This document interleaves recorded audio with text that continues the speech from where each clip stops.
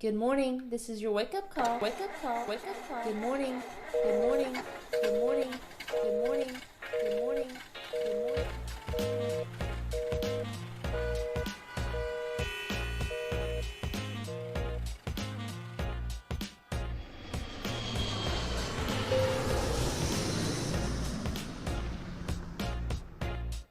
Shut up and sit down. This episode is sponsored by Methuselah Rum. Methuselah Rum, a pioneer that is dynamic and unique, the music of rum. A 150-year-old tale that holds true representation for the free spirits, inspired to be a beverage that was the taste of Latin America and the spirits of the island. This elixir will tune your palate and transport your soul for an unforgettable memory, leaving time standing still. Enjoy the nectar of the island gods with Methuselah Rum. Hello, podcast world and the tribe of Inspire the Collective. Welcome back as we jump into another episode of What's in Your Backpack, a season full of travel topics, chatting with international travelers from all over the world, sharing their insider travel tips and tricks, entertaining personal stories for the do's and don'ts, and guided inspiration for the where to's and where nots to benefit your travel addictions. Shout out and admiration to the weavers out there, the ones that are living their dream life. And also to the dreamers, the ones looking to develop their own passions and chasing the life they have always wanted to live. I'm Michael O'Shea, aka your neighborhood travel guide, aka King of the Two-Day Holiday, aka the passport filler, aka Catch Me If You Can. But this next journey is pretty special because this is the first time I have the other half of a powerful traveling duo on the podcast. Born in the Philippines but raised in Australia, this young woman has spent a majority portion of her professional life working in the marketing departments of the hospitality industry. But to chase the dream of traveling, she gave up everything most would consider a normal life to inspire people through her journey, where she is now hopping island to island through the archipelagos of her home country in the Philippines. She has been co-creating an amazing travel blog with her crazy, fun, vlogging superhero, Mr. Carson Moody, who joined me previously on an episode. But knowing her story is truly inspiring to me, which is why I had to ask her to join me in sharing her journey.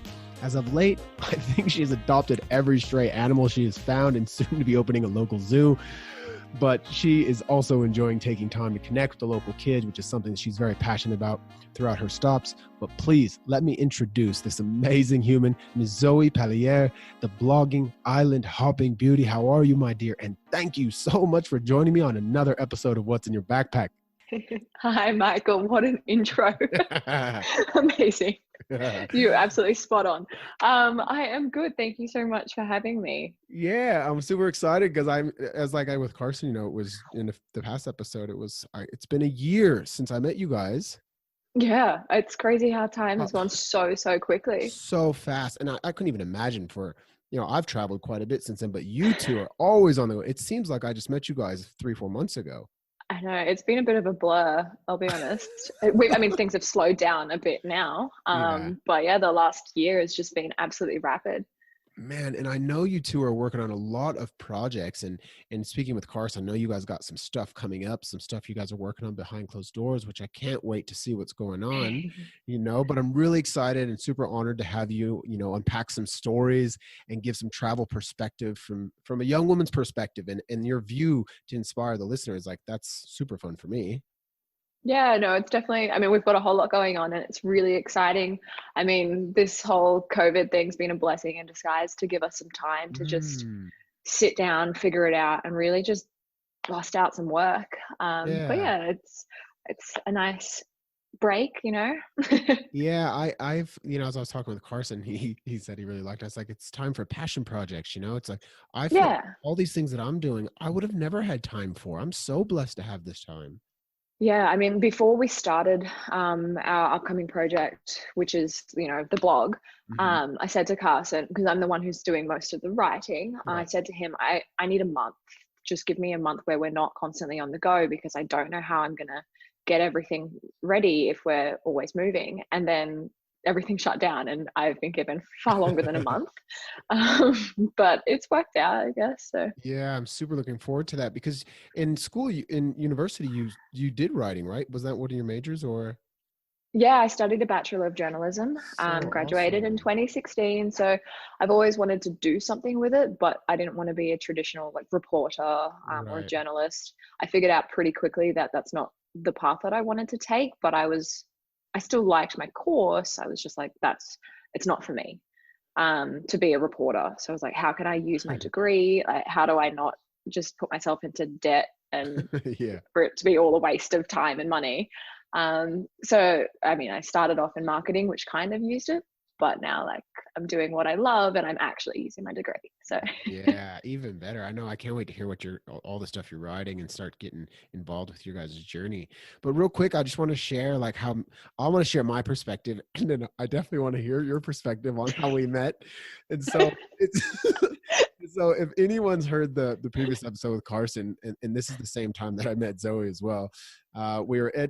We were on a boat and we were traveling through the amazing waters of El Nido, headed towards the secret lagoon for a Red Bull cliff diving championships. Mhm. And what was really incredible about this, as we mentioned, me and Carson mentioned, is, you know, even these like pro athletes, even their families couldn't come to this event. And we were at this event watching this beautiful, like the scenery was incredible.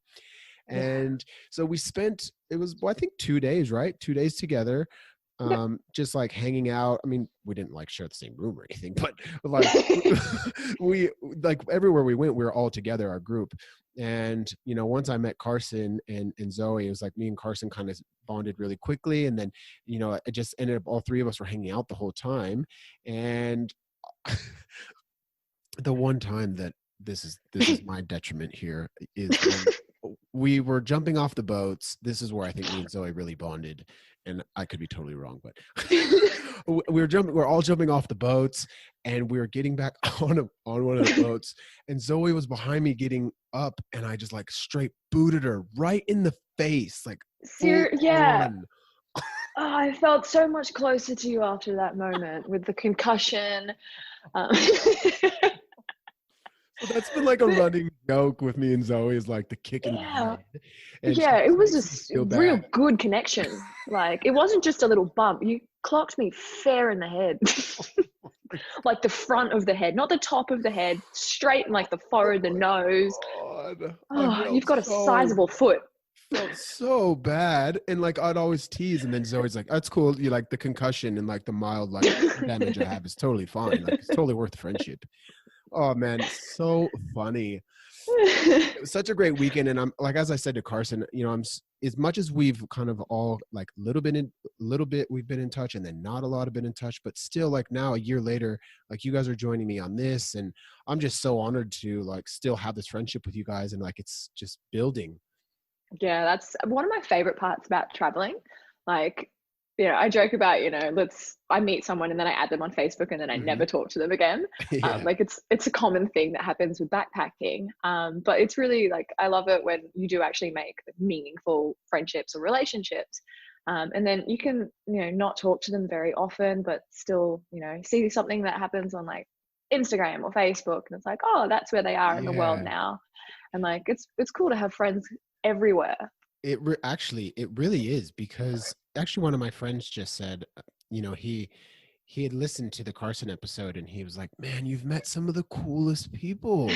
And I'm like, I'm super fortunate, don't get me wrong, but that's what happens when you get out there and get going. Especially when you go alone, you start meeting some of the best people you've ever met.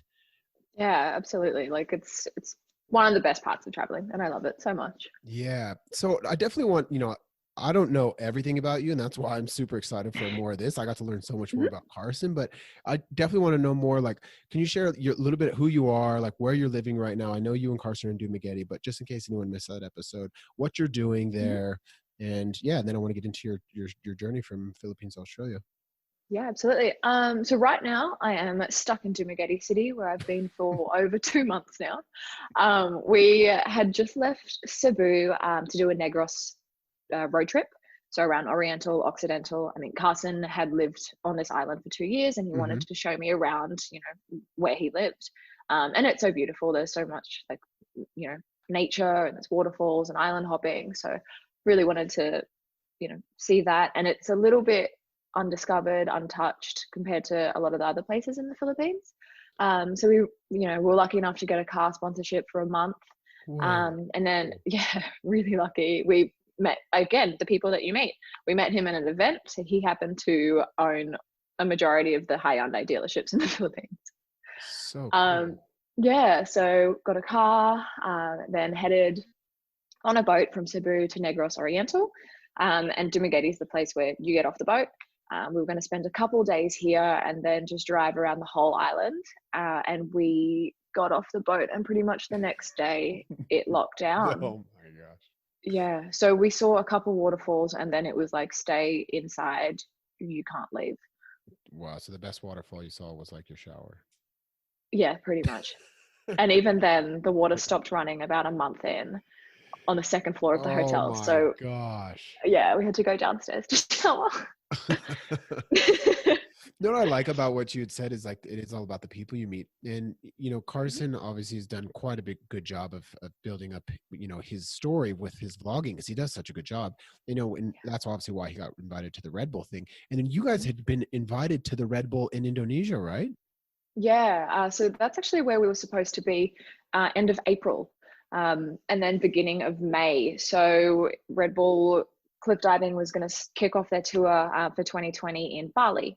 And we became really good friends with Ellie Smart, who is one of the Red Bull Cliff Diving girls, Yeah. and she runs the Clean Cliffs project. So she had it, which is they clean up the cliffs that they dive off, which is pretty awesome. Oh, that is cool. Yeah, so she had invited us as guests of Clean Cliffs, as well as, you know, we had a connection already with Red Bull, and we were going to go, you know, help her and do all sorts of crazy things again.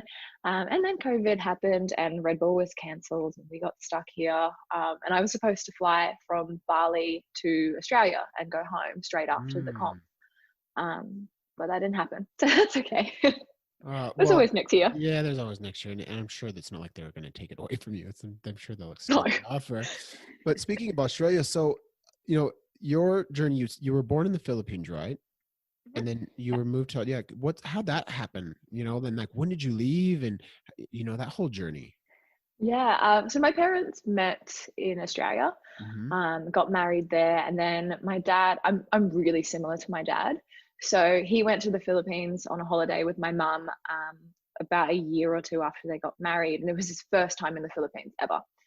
And he fell in love, absolutely fell in love with the place. And then decided with my mother that they would move to the Philippines for a minimum of 10 years because dad quit his job, like got a redundancy, started renting out the house in Australia, decided, you know, if I'm going to move, it's got to be worthwhile. It's got to be for a long time because it's not an easy move to just pack up your whole life. No kidding. Yeah. So they both moved to the Philippines, and really lucky that my mum has family and grew up on a little island called Camigan. And it's so beautiful. There are literally more volcanoes than towns. Whoa. It's so tiny. You can drive around the thing in like 2 hours, but it's as tall as it is like wide, just because of the volcanoes and mountains. So it's so peaceful and beautiful, and dad loved it. So they built a house there. And his 10-year plan turned into 5 years because I happened within year one, a little unexpectedly. So they raised me there for 4 years, until I had to move to Australia for my education. So my parents figured the best thing for me was to go to Australia for my schooling.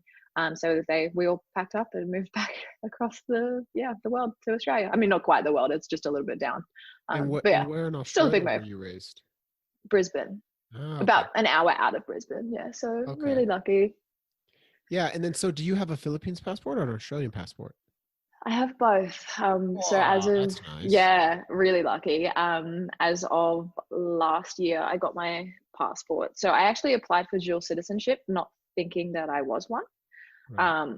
and sent in all the paperwork, and then into the Sydney, like the Philippine consulate in Sydney, and then got a call the next day, and they're like, "Thanks for your application, but you're already a dual citizen." I was like, "Whoa, that must you be sure?" Nice, like, Christmas surprise.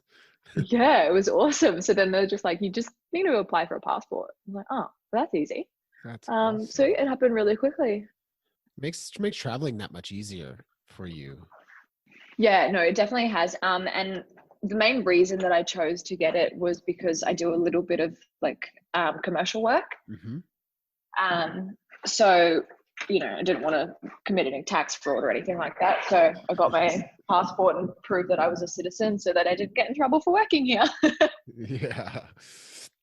Between you go between both, and obviously I know your business and what you and Carson are doing is mainly based in PH, and he had said you guys got some stuff on the rise, that you were supposed to be going to Indonesia and doing some other stuff. How do you guys keep it together? Like, what drives the business to keep going, and like what motivates you guys to keep pushing that direction? I mean, the biggest drive is so that we can keep traveling. I mean, Exactly. it's not cheap. Yeah.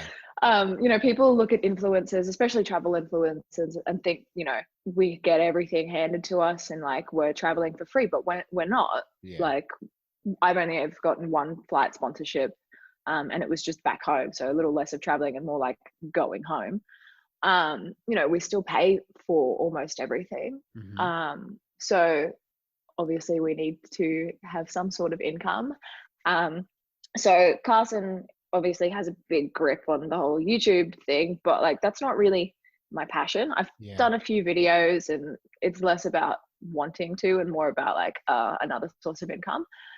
For me, like I have so many things going on, like the blog that we're starting, but also I still do digital marketing for an Australian company. I do, again, marketing and also travel writing for the Asia Collective, which is an online luxury travel magazine based in Singapore. Oh, I didn't know you're doing that. How cool. Yeah, no, I just started in January. So I actually met them through my former life, working at the hotel in Brisbane, and then connected with them. The end of last year. They were looking for someone to freelance and just write some articles for them. And they knew me through Sofitel back in Brisbane and knew about my degree in journalism. So they asked, are you interested in just doing a little bit of work on the side, freelance writing? So I started off doing that for a couple months, and then a position came up for just, more social media work, again, writing. So instead of freelance, I'm on a contract with them. What's so cool is like what you're doing right now, or kind of what you've been doing now with the writing and stuff. But with this whole virus thing happening, I think there's going to be a huge shift in these type of things for people to be more fluent on the go and doing things for businesses. Even though it's already big, I think it's going to be a bit bigger. Like, what do you think? Do you think people could really start making traveling a bit more sustainable while on the go? Yeah, absolutely. I think it's a bit of a wake-up call to a lot of big corporations that working from home is not a trend. It's not a fad. It's not a negotiable. Like, people can do it. Yeah. The internet is everywhere. Yeah. Like, I literally work for an Australian company, a Singaporean company, and then like just stuff in the Philippines. I work for myself. Cool. Like I work everywhere. Yeah. But just off my laptop, wherever I am. So if I can do that, I mean, anyone can. It's just about finding the thing that you can do. I still think that everyone should be doing what they love, but they need to be making money while they do it. Yeah, absolutely. I mean, money is what makes the world go round. You can't say, you can't do without money unless you just go live in the mountains somewhere. But, but when you're doing it and you're loving it and be able to, like you're building your life around, you're building work around your life, and that's actually nice. Yeah, absolutely. I mean, my old life was just work with, I would live for the weekend, but even then I was too tired to do anything. And like, I didn't hate it, but I've learned better now. Yeah, for sure. And actually in a bit, I want to ask you a bit about that, like your big change, because that's a big change you made. Yeah. With as much as you're traveling and not just the Philippines, I kind of like to know how many countries people have been to. Have you kept track? How many places? I mean, for the last few years and for the most part growing up, the Philippines definitely took up most of my I mean, there's 7,000 holidays. islands there. Absolutely, I mean, there's so much to see. I never get stale, that's for sure. But I mean, Philippines a lot, obviously. I went on a cruise. I don't know if it counts really, but Vanuatu, Fiji, New Caledonia, Brunei, which was a little random one. It's only because that's the stopover on the way to the Philippines that we chose one year, and it's such a little country. We saw almost all of it in like a day. That would be cool. It's so random So random. So random. Yeah, it was just the cheapest flight that year. Usually we fly Singapore Airlines back to the Philippines, but Brunei was really cheap. So we're like, okay, let's just check out Brunei. Singapore, I've done a little bit of. The States. Yeah, you My just went first to the time in the States. Was it States last year? was last year. Yeah, Yeah. July last year. First time ever going to the Yeah, States because you to came with meet Carson, Carson's right? family. And you did you guys Yeah, do a little road trip around? we Or did. So we drove from Utah to Vegas. So what's that? Nevada? Is that yeah. Nevada? Yeah. Yeah. And we saw Heather. Oh yeah, that's right. Because Heather was in the Yeah. Philippines when you guys were there. Yeah, that's Yeah. cool. Friends everywhere, right? Yeah, exactly. Now, Carson had said his goal is the 81 provinces in the Philippines. Yeah, So absolutely. That's always that's been a huge goal for me as well. really, We're like keeping track on our phones. We've got a little checklist, like yeah. a shopping list, but the province list. So he's been to a few more than me because of his backpacking. And you've got to meet the criteria. You can't just like fly into the place and Yeah, no, you got to be duck, there. like duck out. Yeah, exactly. You've got to be there for at least a day and do more than see the airport. Yeah, I Um, agree. yeah, so I think we're both up to around about 30-ish. So we've got some to go. Wow. But still we've seen a lot of the Philippines. Yeah, I can't wait to like piggyback with you guys and just like go check out some places. I'm gonna come back and travel with you guys. Yeah, 100%. Uh, Now, I know you had mentioned well, Carson told me that you guys were kind of in lockdown for just about 2 months, you know, Yeah. and how has that impacted you guys as far as your journey? And, like you said, it was a blessing in disguise for the work you're doing ahead. But mentally, I've been really trying to bring the traveler's perspective to people that are listening that are at home. A lot of people are struggling with this. And I have friends and I even go through my own struggles. Like, how did you guys get through it and stay positive and stay motivated to work on your projects, to stay in relationships? So many people have like broken up through this.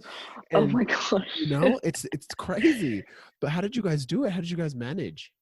Yeah, I mean, it's been very up and down. Carson's he he's the glue. He's so stable and like Yeah. positive. He's a really positive person to be around, which has really helped me. I struggle a bit with anxiety and Hmm. just being away from home, which is hilarious because I'm a traveler.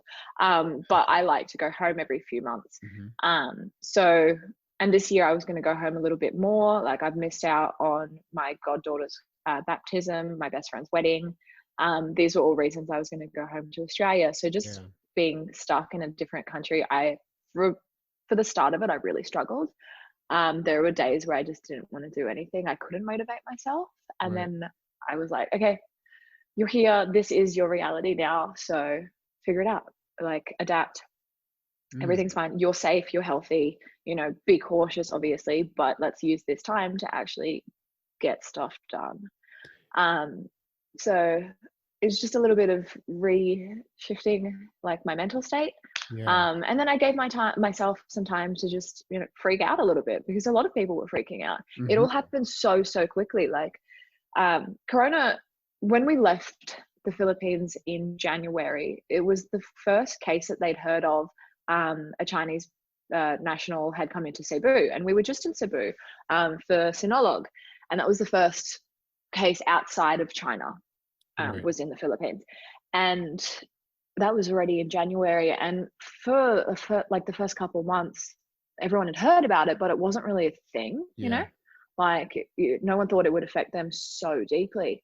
And then we spent a month in Australia, went back to the Philippines, and within a month of being in the Philippines, or less than a month, just the world shut down, and it Yeah. was just such a immediate shift. And it absolutely caught me by surprise.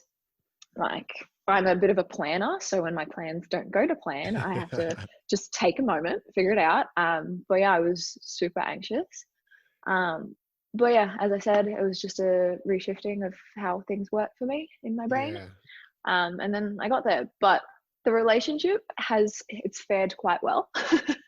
You guys are pretty uh, special. I was really admiring Carson on you guys and that too. Just you can see it on camera, like it's not fake when you guys are vlogging, and even when I chat with you guys, I can tell that it's, you know, something about your guys' partnership is so awesome. And I like that Carson, I'd ask Carson about this. He goes, man, don't ask me about relationship advice. I don't know much. He's like, but it just works. Yeah, which, I mean, he's pretty right. Like, we're opposites in a lot of ways, but it just, we complement each other in that sense. Like, he, to, you know, describe him quite accurately, he's absent-minded. So, you know, he'll put his passport down and not realize where it is, or he'll leave his phone in his motorbike. And then we'll start a hike, and then he's like, oh, I left my phone. So now we have to hike all the way back to get it. Whereas I'm like, I'm very type A. Yeah. And I've calmed down a little bit. Like, I'm a little bit more flexible now with the whole traveling thing, but you know, it definitely helps the relationship that we kind of, a bit of him, a bit of me. It works together really well. But we've still struggled being in the same room for, I'm sure, 2 months straight, and just not doing what we usually do. So we have always been together like 24/7. That's what he said. So we're not used to that, but we are not used to being stuck inside. Yeah, sitting. So as travelers, like, we love to be, you know, outside checking out waterfalls, and like, you know, we get so much joy from it. So, you know, that positivity really reflects in our relationship. And then to go from being outside all the time to being stuck inside, like, it's different. Like, you like, you figure out the things that you don't like, you know. I lose more hair than a German Shepherd. And he gets into bed with dirty feet. So yeah. Yeah, I see. So learn to adapt and what you need to change. Yeah, absolutely. And like, communicating rather than just like snapping at each other. Yes. Yeah. So it's definitely been a learning experience. Yeah, it's nice to hear it from people, you know, and okay, that probably sounds bad that it's nice to hear you guys having bad times, but I don't mean it like that. What I'm saying is that, like, I see from the outside, like, this, I see this really complimentary lifestyle that you guys have in this relationship. And, you know, it is nice to hear how people are getting through things during the tough times, because a lot of people need that help, you know, to know that it's not just them and other people are going through this. And, you know, it can be made through. Yeah, and I've been very vocal about that as well. Like, when it all started happening, the corona thing, and like the lockdowns, I had seen so much online about, like, it just obviously really positive stuff, which was great for the people who were already in that mindset. But it made me feel a bit like bad or guilty that, you know, I should be treating this as a, you know, looking at this positively, glass half full kind of thing. But I wasn't there yet. Like, I was still stuck in a rut, anxious, really worried about my family, like being so far away from them. My dad is high risk. I am also quite high risk. So I was just super anxious about that. And I wasn't ready to be positive about it yet.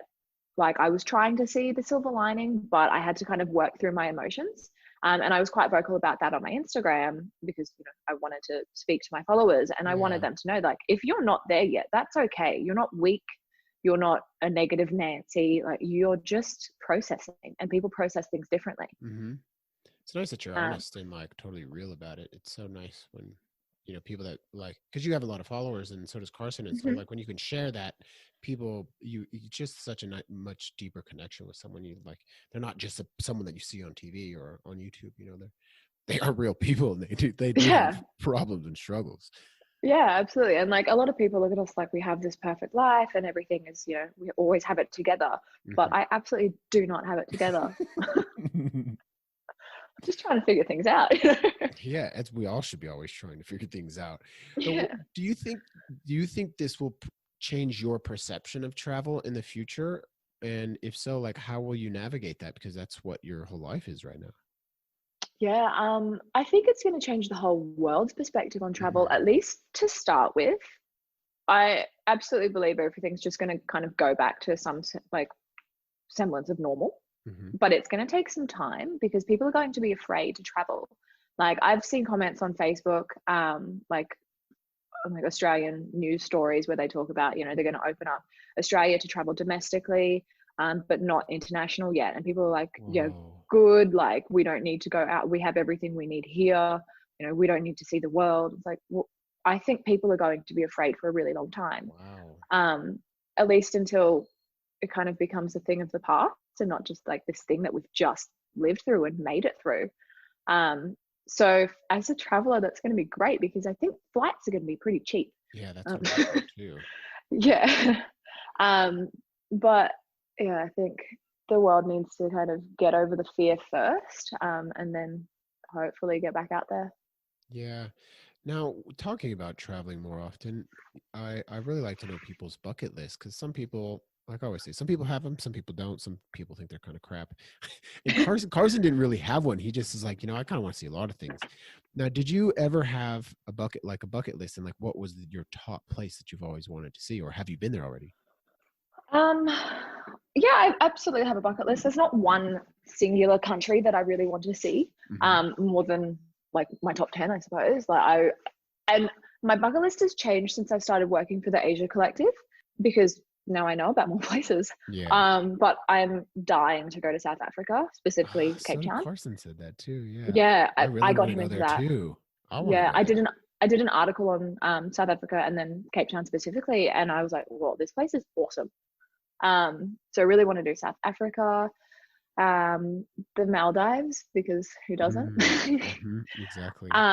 Yeah, Sri Lanka as well. Yes. Like that looks stunning and just so picture perfect. India, 100%. I big want to go time just rent a bike India. and ride that place like for Yeah, it just looks incredible and just like no place on earth. Vietnam has always been right at the top of my bucket list. Anywhere in Europe, I've never been to Europe. So much to go. So much, Yeah. yeah. So anywhere in Europe, and then Central South America. Carson and I are actually looking at that at starts or maybe the middle of next year. Oh, I ended my trip short when I went, and I was 3 months I was there, and a month of it I was in the jungle in the Amazon, and I had just gotten this like inkling feeling towards the end of the year, like I need to go home. I don't know why. I was just like, for some reason I should cut my trip short. I was supposed to probably be ending my travels just now, and I cut it short by about 4 months, and I was like, I need to go home, and then boom, this happened. So Amazing, yeah. South America is so beautiful. Yeah, I'm dying to go there. I've got a friend from uni who spent a lot of time there, and her trip just looked incredible. So yeah. yeah. Now, is there in any of the places that you've been, has there been any one or two places that's just completely captivated you? We're like, whoa, this is like beyond anything I've been to so far. The one place that really, really stands out for me is Banawi, which is the rice terraces in Luzon.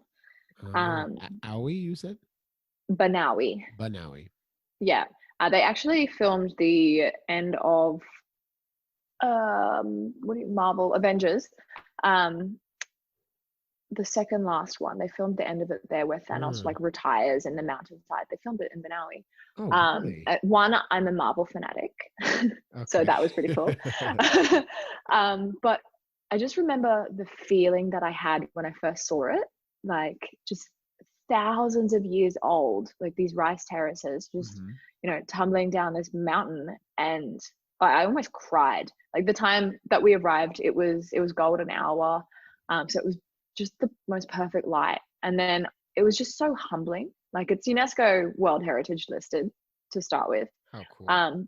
But just to be there, and I just felt so small. Like this place exists completely outside of me. Like I am nothing compared to the years of like work and effort and culture, heritage that has gone into this, and it absolutely caught me off guard. That's how I feel when I was in Peru. When you get like into the Sacred Valley and Cusco and Pisac, like you have all that on the hill mountains, and you're like, dude, how these people live their lives like for ancient years like this. Yeah, So I mean, in humbling. Banawi, there's this little village at the foot of the terraces, and where we stayed, you overlook it, but you can like hike down to this tiny little village called Batad Village, and it was only last year, I think, that they got electricity. Whoa. Maybe the year before, yeah, because we were there last year. So I think 2018 they got electricity in this village. And to get any supplies down there, like the road doesn't go all the way down to the village. You have to hike from the main road, and it's like an hour or two. So to get, all the food, everything that's not down in the village being grown, you have to hike it down. Like Yeah. it's so, Oh my gosh. yeah, it's crazy. I Like want even to. just hiking with my backpack was incredibly hard. Yeah, I went when I was in Colombia, in the Amazon part of the Colombia.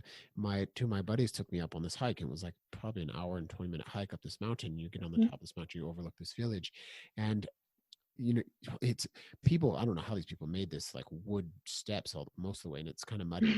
And we get up there, and then I just like see this little older lady like passing me, and I'm like, okay, where's she going? And then we get to the top, and I asked my buddies like, well, how do these guys get stuff up there? They walk all the way down the rice, the little grocery, just like what you said, and they bring it all the way back up. It's like, oh my Yeah, god. it's absolutely Oh just the most laboring work, but it's, that's how they live. yeah, they don't know any different. That's just how they Hmm. live. Now with you doing what you do, and with blogging and your writing, you've done journalism. When you travel now, do you take that with you? Do you journal while you travel, or do you just say no, I don't want to do it while I travel? I've tried, like, I have almost every holiday I've tried to start a travel journal or a holiday journal, and Yeah. I get like a week in, and then I'm like, no, I just, I love it. That's what you know how to do, and you don't like to do it when you I travel. That's know. funny. Yeah, like so much is just committed to memory. The only travel journal that I've ever completed was in 2001. So I was in grade one, so I'm 6 years old. And I think it was for homework, to be honest. So my dad helped me keep it, and it's one of my most sentimental items. So you'd think I would journal more because the most sentimental item Yeah. is a journal, but no, it's just this one. It's mostly just pictures. My dad did the writing for me, and it's so important to me, but I have not really journaled since then. Um, yeah. That's what I just started picking it up when I went to South America. And you know what? I tried to write for a while, and then I lost one. Dude, get this. So I had been writing my whole month in Turkey. I wrote every day. And then I came back to see my family for 3 weeks before I went to go to the States. My first day back in the States, I lost my journal. I was so Kidding. upset. It's gone. Yeah, Oh, I'm so upset. And so from there, I decided I'm not losing a book again. So I started typing I journaling in my phone. I was oh so my God, upset. that's funny. Yeah, I mean, gone. I keep notes in my phone to help the blog. Obviously, I can't Right. remember everything, but Yeah. like not my emotional experience. It's more like this is how much this boat cost.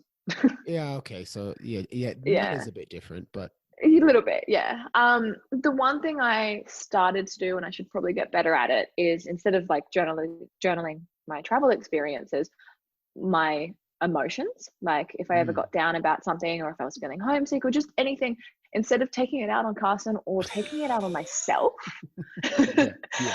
I kind of just put it, pen to paper, get it out, and then close the book. And that's so good. I've learned about that, and I try and share with people that, what people don't understand about doing exactly what you just said, putting it down, is you're taking a thought that's inside of your body, and you're taking it out of the subconscious, and you're actually making your body actively write it and bring it into Yeah, the conscious. You're actually letting it go through your body. Like you're shifting the emotion completely out of to an activity to out, which is so good for yeah, you actually.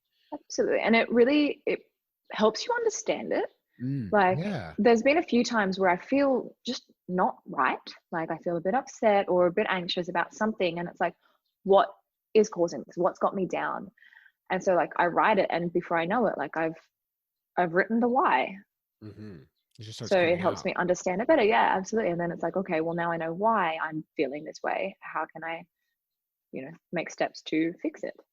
Yeah, exactly. My sister loves writing. So it's gonna be cool when you start blogging. My sister loves writing, so I'm sure she'll start to like to read your, because she loves traveling too. She's gonna start reading your Mm, stuff. Now, as much amazing. as I know Carson's journaling is his videos and photos, and that's like the best type of journaling you could have because it's Yeah. perfect memory. Now Yeah. you've really become the little staple of his photo taking, because now he's so much photography. And I've even if like knowing when I met you guys a year ago and looking through his Instagram to now, he has shifted, and he's really focusing on photography, which is amazing. But you've become like, how is it for you to become? You've really become the spotlight for his photos. But he takes the fucking best photos. It blows my mind. Yeah, he's so good. Like, he's definitely come a long way since we first started traveling together. And he's found his passion there. Like, making vlogs and whatever, that's where the money is, and that's where he gets his income. But his passion is in the Mhm. photography. So he's really like, he's crafting his skill. He spent so much money during quarantine paying for courses and everything on like Photoshop and all of that. I don't know anyone who spent more money during quarantine when you can't even go outside. Hey, he's leveling up. You know, this is the time to spend on Absolutely. yourself, Yeah. and I love it. I think it's so great he's doing it. He's investing in himself, and that's amazing. Yeah, yeah, and he's investing in the blog as well. Like, he knows that, people are so visual. I can be an amazing writer, but no one's going to care that much if the photos don't, live up to what I'm speaking about What a or writing perfect about. complimentary of you two again, the writing Yes, and it photos. worked very So well. cool. Yeah, but he's always joked, like, since we started dating and traveling together, that like his Instagram has just turned into an extension of my own. Yeah, It's yeah, it just really has. photos of me. Yeah, it's funny. Yeah. That's funny. It's true, it has. But they're Yeah, great I know. photos. And okay, yeah, they are of you, but you know, your Instagram is totally different. Like your flow of your page, and his is still photography. So it's just it is an extension of you, but it's still really Yes, it's very different, and it's our way of kind of reaching a wider audience. hmm So he really taps into that travel space. But something that we realized a couple months ago is that, you know, being a female, and having that, following already, that hmm I could really tap into the lifestyle or like beauty, which I was very passionate about in my former life. hmm So I don't know if you've noticed, but my Instagram's kind of taken a bit of a shift Big from time. travel. Big time. Yes, very big time.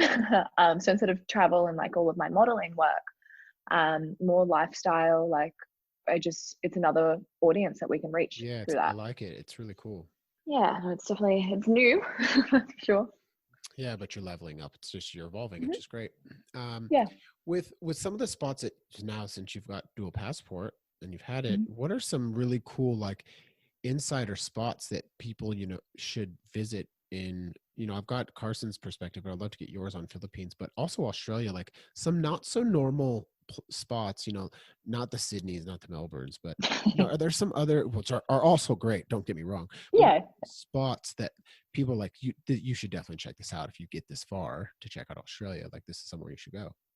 Yeah, 100%. I mean, I love Melbourne. It's my favorite city outside of Brisbane. Yeah, Um, so I'm always going to say you should visit Melbourne. I've heard nothing but the um, same. You must visit Melbourne. it's cultural in the sense that, like, Sydney is a big city, and it's a little bit cold. Not like physically, but like it just doesn't have that personality that I think Yeah. Melbourne has. So if you're interested in like the arts, sport, culture, it's just, Melbourne is everything. Fashion, it's just, I mean, everyone's a hipster, but it's awesome. hmm Um, but outside of the big cities and the metropolitan areas, I like adore the Sunshine Coast. It's Sunshine like Coast. anywhere, yeah. So everyone hears of the Gold Coast, Yeah. which is, south of Brisbane, but north of Brisbane, which is like where I live, it's all just this untouched coastline. Like, yeah, there are some, main like beaches that everyone goes to, like Noosa, but anywhere between like Brisbane, like the bottom half of the Sunshine Coast and Noosa is just, it's stunning. The Glasshouse Mountains, you can hike almost all of them, and you just have this view of the ocean. I mean, I do love Noosa. It's picture perfect, and I like that the Sunshine Coast is, it's a lot more low key than the Gold Coast. People go to the Gold Coast because of Surfers Paradise and Yeah. like the big city on the side of, like, the beach, um but and nightclubs as well. Like, it's really, it's a big city. It just happens to be right next to the ocean, but the Sunshine Coast is just a lot, it's quiet. Not everyone makes it up there. Like, if you come to Australia, people think that, you fly into Brisbane and then that's the gateway to the Gold Coast, but there's so much more north of that. Yeah, I've only been to Gold Coast one, and I only went to do my skydiving course. But I drove through Brisbane, which is funny to go out to where I went. But yeah, I haven't went. Mhm. No one's really actually ever told that to me to go up there. I've heard Sunshine Coast, but no one's really said, yeah, that's actually a spot you really should hit. So Yeah, I absolutely recommend it to everyone. I mean, Brisbane itself, it's very nice, and I don't think that it should just be the gateway to the Gold Coast or the Sunshine Coast. I think yeah, people need to spend some time in Brisbane. And then, you know, just outside of Brisbane, there's a whole bunch of like mountains and like hikes and stuff that you can see. I mean, it's very country. So like Mount Glorious, it's a stunning drive. So yeah.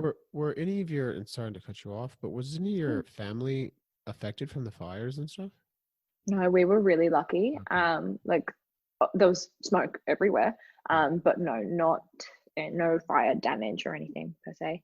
And then just after we arrived in Australia, the fires were put out by some immense flooding. That's So nice. again, we missed out. Well, we're very lucky to miss out on the flooding, but it really, caused some havoc on both Sunshine Coast and Gold Coast. Mm. Carson was mentioned to me because I asked him about this, but he mentioned to me that you're really good with the sustainability stuff, like the plastic. You bring your own like reusable straw and Hmm. your forks Yep. and knives on the plane, and you're really good about that. And I was so happy when he said that because, when I worked at Solaire, I moved them from all plastic straws to all paper straws, and the person that got me on that was actually Darcy, that was on the episode before Carson, that was on the Hmm. fifth episode or sixth episode, and she is a big movement about that. And actually Tanaya, that was on third episode, she's all about that as well. She lived in Bali for a long time, and she also lived in the Yep. Philippines and went to school. And I really think that's amazing that you're doing that and that you're teaching him, and that's part of what you do. And what is it about it that's really wanted you to pursue that and like make that part of your lifestyle? Yeah, I mean, it's always kind of been ingrained into me. I do not see the sense in littering. It just blows my mind I don't get it. that, yeah, but then I understand that it's an education piece. So, Mm-hmm. like, growing up in Australia, you don't litter. You get fines for littering. You get detention at school for dropping your, plastic. Whoa. Like, you don't do it. Yeah. And so that's how I grew up. Like, if there's no bin, I put it in my bag or I pocket it until there is a bin.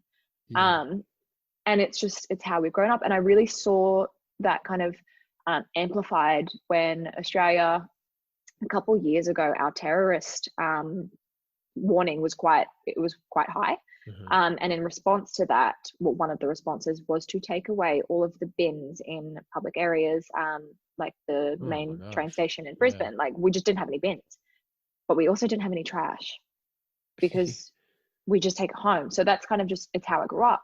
Yeah. And then I had always tried my best, obviously, to not litter and to recycle. But it wasn't until El Nido, when we met Jackson Groves, and he has the adventure bag program.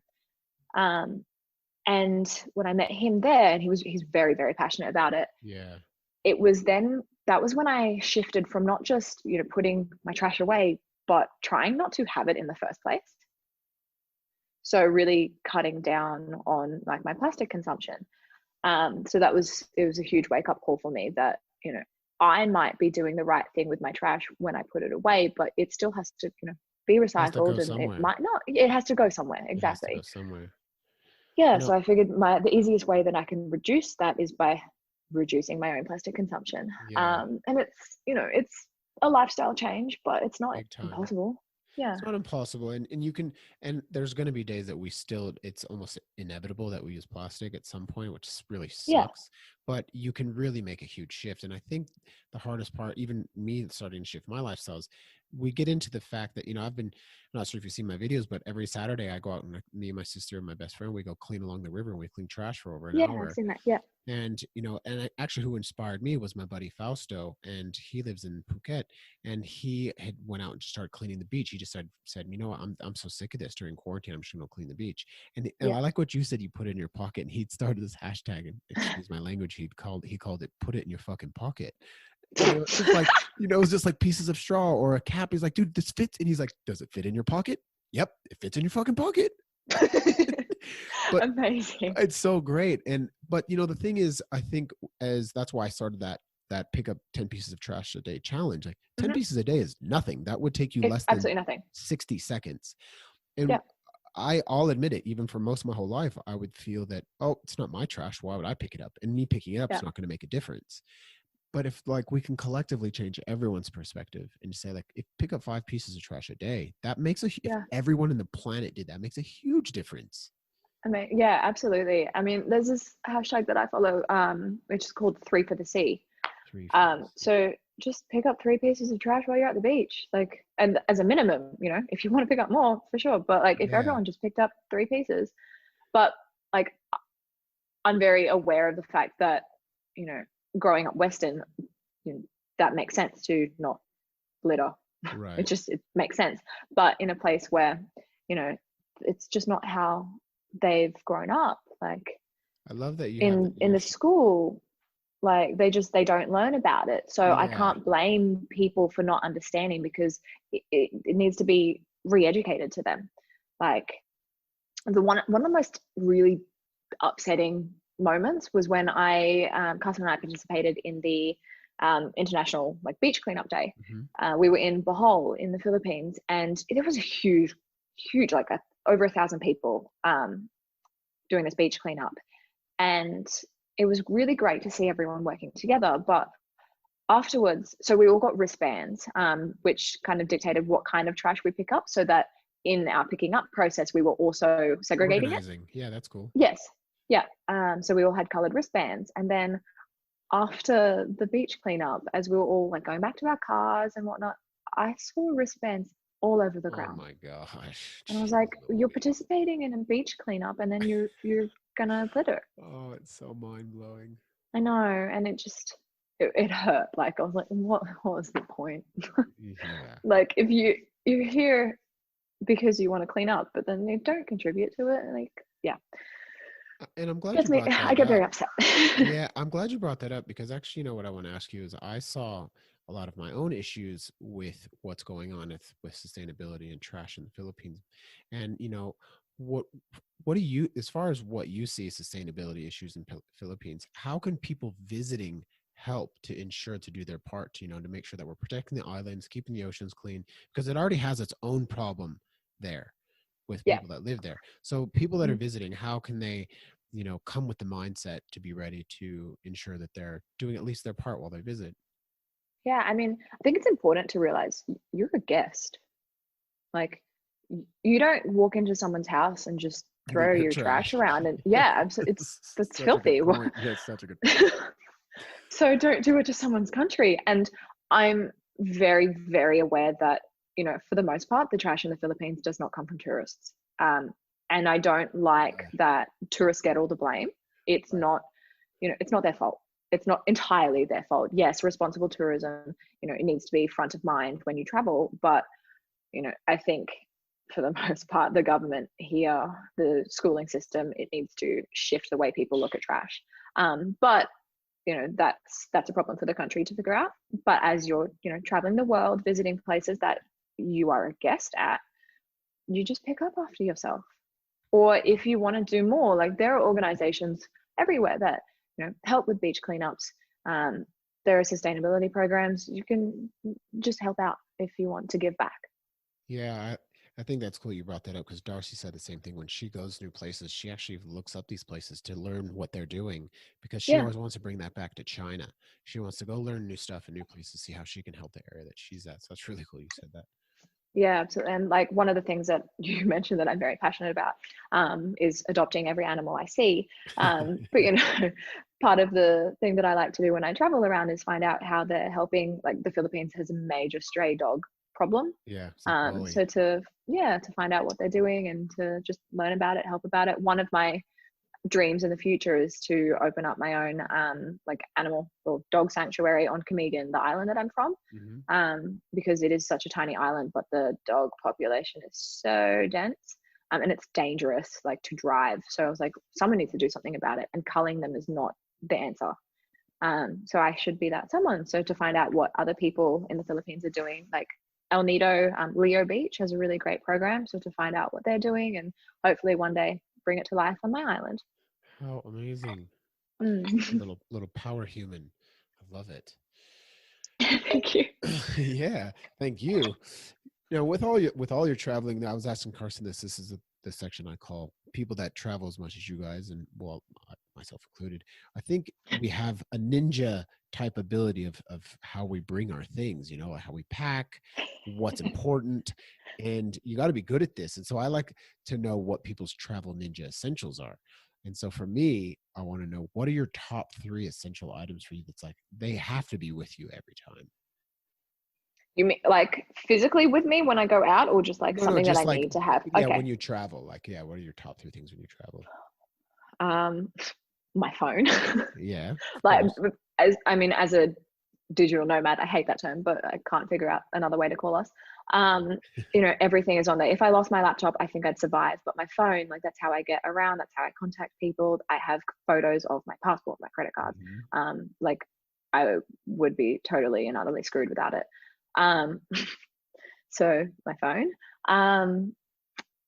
my just like medication and stuff, which I've, as a okay, maybe TMI, but as a female, when you're traveling, actually, you wanted female insight. Yeah, So I do. I'm gonna lay it out straight. You need to bring tampons. Seriously, no, really. Like, if that is what you use and you are traveling the world, not everywhere's gonna have it. I've only found one store in the entire country that has what I need, like tampons. And it's, if you run out, like, you're gonna get caught in a very uncomfortable position. So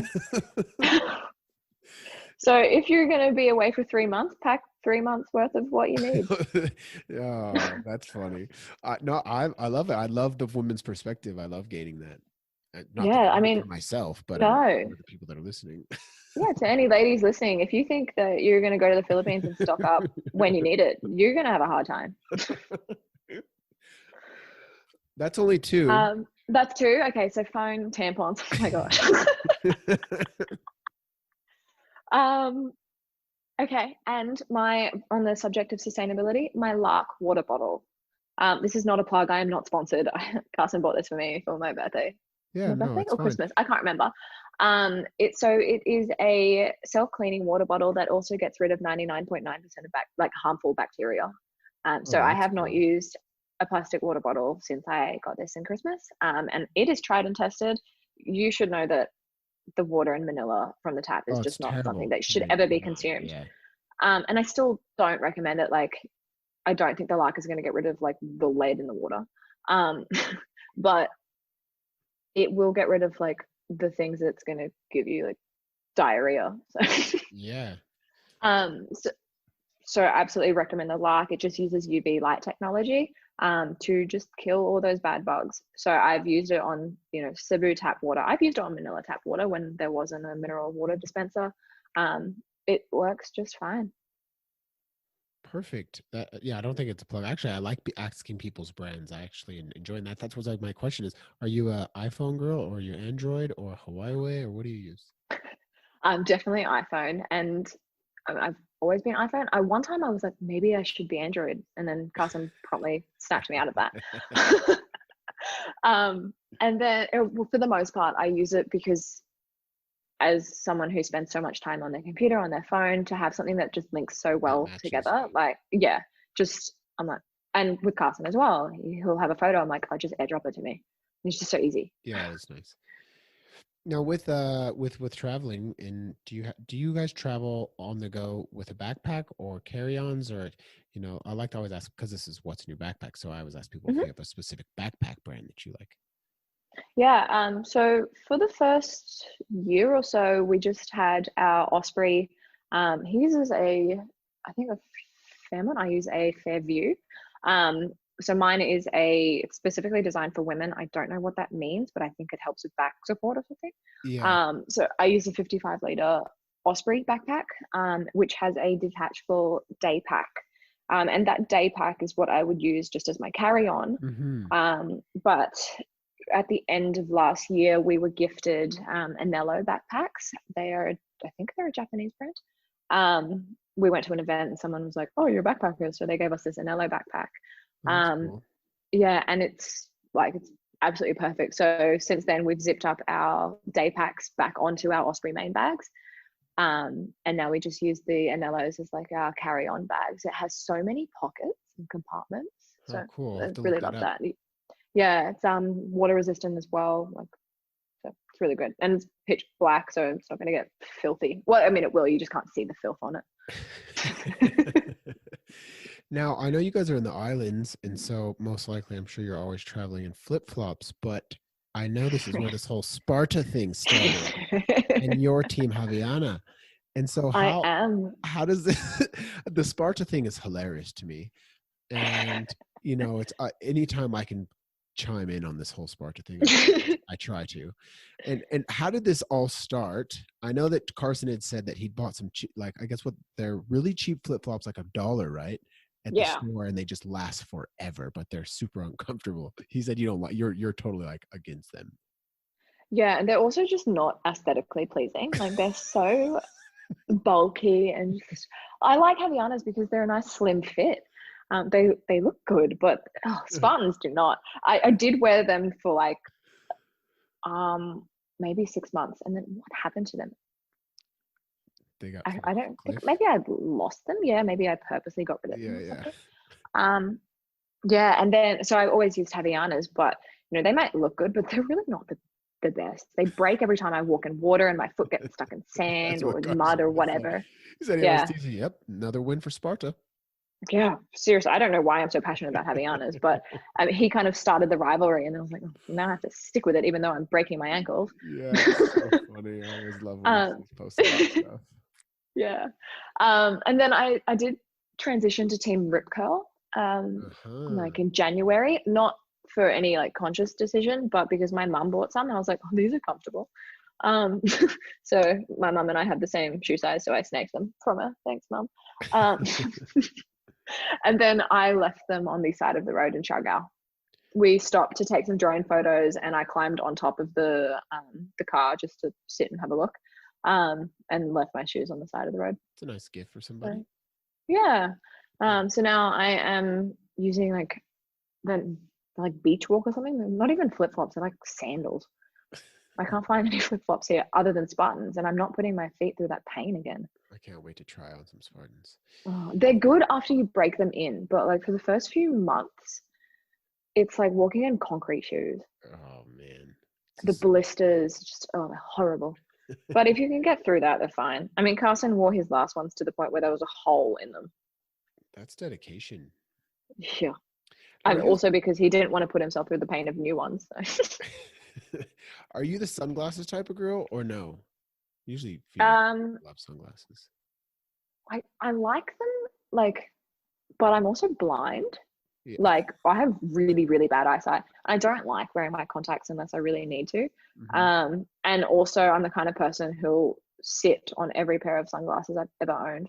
So I'll just get like cheap ones from Cotton On or something because I know I'm going to destroy them. That's what Tanaya said on the third episode. She's like, if you're traveling, and especially if you're going to beaches, they're going to be in the bottom of your bag, getting scratched up, getting banged. So she's like, just get cheap ones.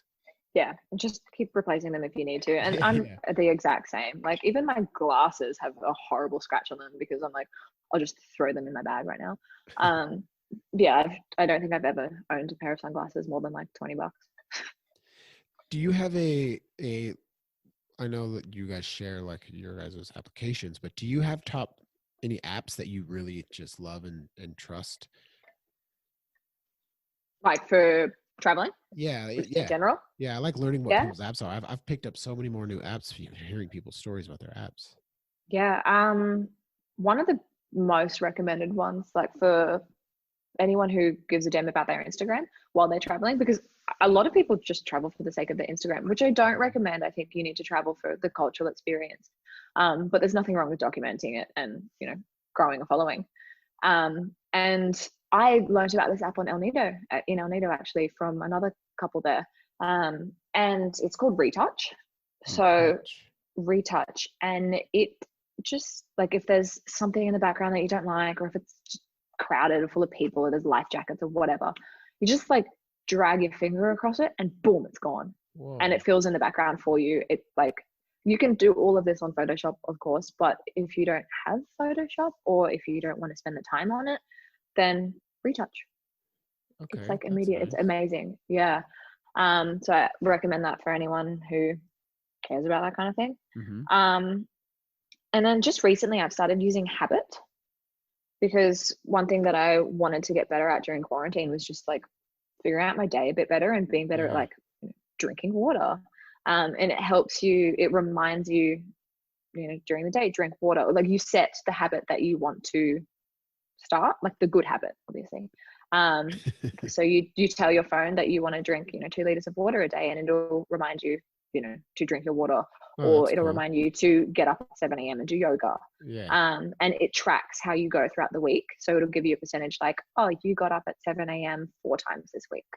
Be better. And does it give you a gold star? I mean, it's of that effect, yes. No, I think this is something I've been sharing with people, is this is a perfect time to develop the great habits that you want for when your life gets busy again. And this time is perfect to have the time to not feel bad about focusing on you and habits and dedicating the time to develop them. So I absolutely agree. I've started a 30-day yoga challenge. I've never done yoga before. How cool. Quarantine, and it helps with my mental state, but also just keeping my body moving. Yeah. So I think morning. starting those good habits. Yeah, I end each of my yoga sessions with meditation. It just really sets you up for a good day, or at least a mindful day. Yeah, I agree.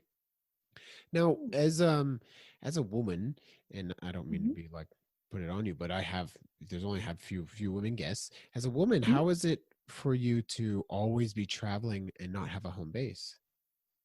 Carson said you're trying to find one.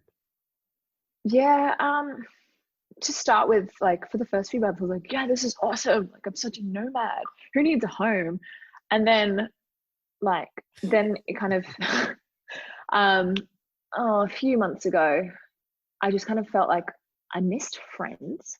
I have friends everywhere, right? But if I'm feeling, like a bit down, or if I have a fight with Carson, if I were back in Australia, I'd message one of my best friends and be like, hey, let's have a coffee. I feel like shit. Yeah, sure. But you can't really do that when all your friends are all over the world and you're in some random hostel in the middle of nowhere. So then you're just you have to message them, and it's not the same thing, So that's a little bit of a struggle. But I think the positive, the pros definitely outweigh the cons of not having a home base. Do you have any tips for packing for I mean, I even have my own issues still. I struggle. So I don't overpack, but I definitely can start getting better at it. So especially females a lot of times and always like, oh, I have so many things and I have to bring this, I have to bring that. And I just want to say, you don't need all that. What do you mean? We just need a t-shirt and some shorts and a bikini. We're good. And as much as you travel, do you have any tips for women and even anyone really that can help them with packing to keep it efficient, keep it simple, keep it light? No, I definitely agree that women have to pack a little differently to men. Carson's so lucky. He just gets to he packs board shorts, and they're also the shorts that he spends his. Yeah, exactly. But I've packed more than him, but I'm lucky that my shorts and all of my clothes, they fold up. Well, they roll up so tiny. Yeah. Yeah. So one of the things I recommend is rolling. Don't fold your clothes. You can fit more in. Do not pack denim. It's not worth it. It takes forever to dry. And one of my denim shorts is 4 or 5 of my other clothes. Yeah. So yeah, not really worth it. But we also have to be mindful of all the the things that we need to stay healthy. I have such an expansive skincare routine, and it's not something that I want to give up just because I'm traveling. Yeah, sure. I'm not comfortable having acne. I'm not going to just have that because I'm traveling. So I've got to pack all of that with me. Medication, if you're on the pill or whatever, you've got to pack enough for however long you plan on being away, because who wants to spend their time in another country at a doctor's getting a prescription? Yeah, no kidding. Yeah. So all of that are the things that I have that he doesn't need to have. Yeah, I don't pack any makeup at all. It's not really necessary. If you're going to be in a hot climate, you're going to sweat it off anyway. Yeah, especially Southeast Asia. I like that Carson had said, you know, he's pack all the things you think you need, and then unpack like 3 to 5 things. Yeah. I also agree with like pack what you need, then half it. And like every time I go home, I like have learnt what I don't need. Yes. So if I spend 3 months, you know, abroad, and then I go home, I'm like, I used the shirt once, or this never left my backpack. Why do I have this? So I get a lot better. I haven't been back in the States in 5 years or 4.5 years. And I went to my mom's and pulled out all my boxes, and I was just like, you've got to be joking. This is all mine. All of this. Yeah. You would think I was moving into an apartment by myself. I was like, this all needs to go. All of it.